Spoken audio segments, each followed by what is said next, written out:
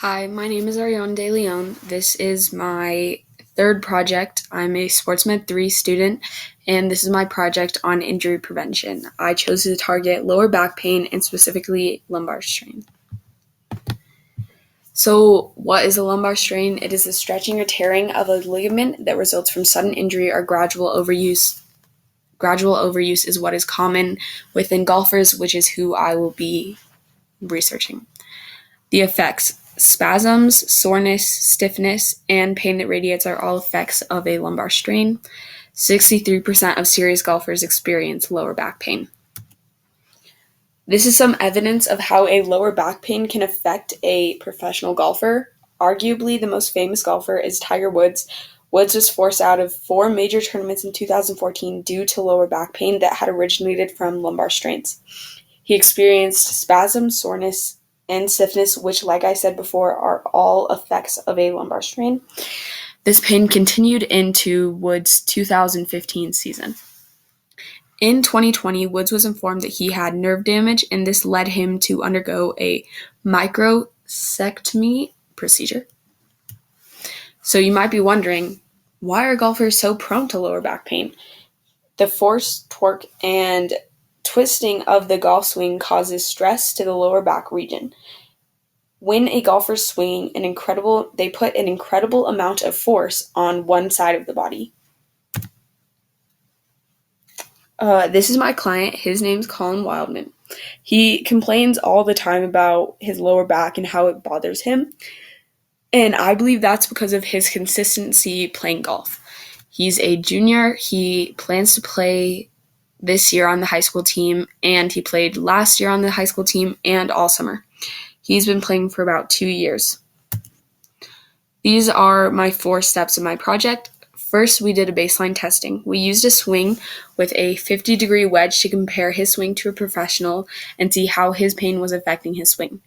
Second, I introduced him to the stretches and exercises and made sure that he performed them 3 times a week for a 2-week period. Next, we practiced his swing 2 times a week for a 2-week period using different clubs. The reason we use different clubs is because a golfer will never use or doesn't really use the same club twice on a hole. They're always using a different club, like a hybrid or a driver or an iron or a wedge. So it's good for him to practice using different clubs to see how his pain's affecting each of his different swings. Lastly, we did his final testing, which was just a redo of the baseline test to evaluate and see his improvement. So this is our baseline test. We compared it to a professional, but it's not exactly synced up because the professional swings a little bit differently than him, and they're both in slow motion. So I talked to Colin, and he said that he was definitely experiencing some lower back pain on the right side of his back. I talked to him kind of about how this back pain was affecting him or kind of the problems of this swing. And he said that his back arm bent too early and his front arm was not straight throughout the swing, which is a problem.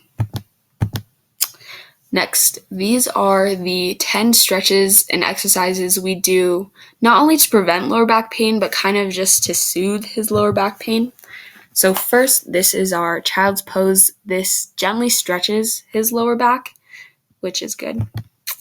Next, we have a supine twist, which stretches his lower back and his glutes, which will tighten up when you have lower back pain.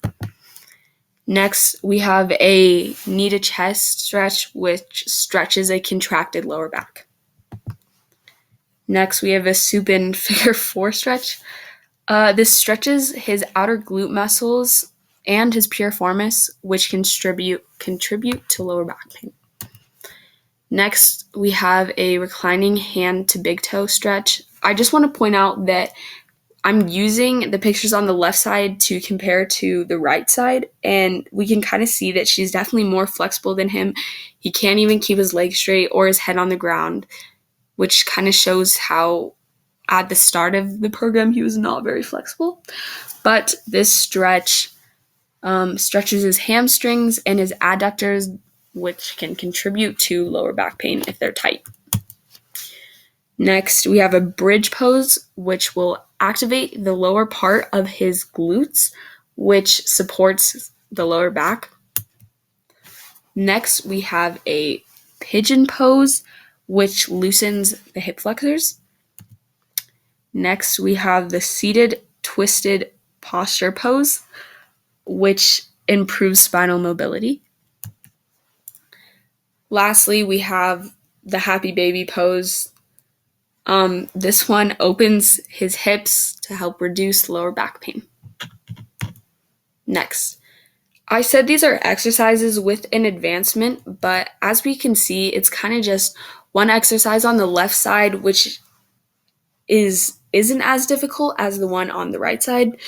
This is a hollow body crunch to leg lifts. In both of these exercises, you're trying to keep your lower back on the ground because that's going to cause pain if you're lifting your lower back. So the leg lifts is obviously the more advanced exercise of the two. So we start with the hollow body crunches. And then we go into the leg lifts. We can see that he does pretty well of keeping his lower back on the ground in both of these.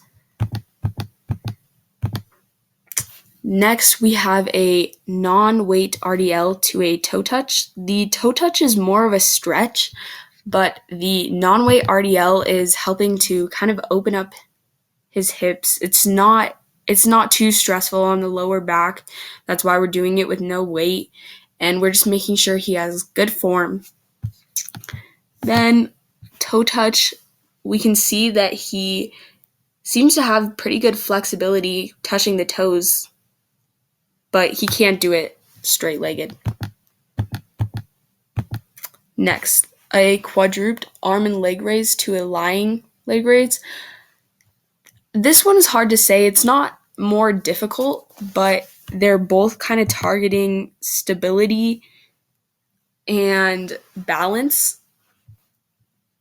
So these ones are both making sure that his lower back is stable, and in the quadruped, more than the lying, we can see him having to balance.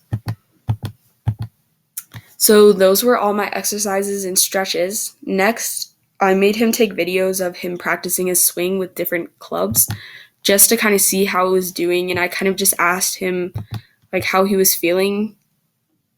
And this is him with a 7-iron. We can see it's a pretty good swing. And then we have him with a driver. Yeah, his swings are pretty okay. That's not really the problem. It's more or less a problem of him feeling pain while he swings, which he said that he did feel it pretty consistently, but it went away the more he continued to do the stretches and the exercises, which is exactly what I want to hear. So these are my final results. He said that he felt less pain, and he said that his back arm doesn't bend as early.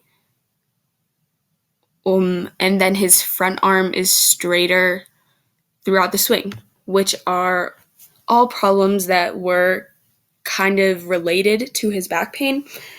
So it's all good to hear.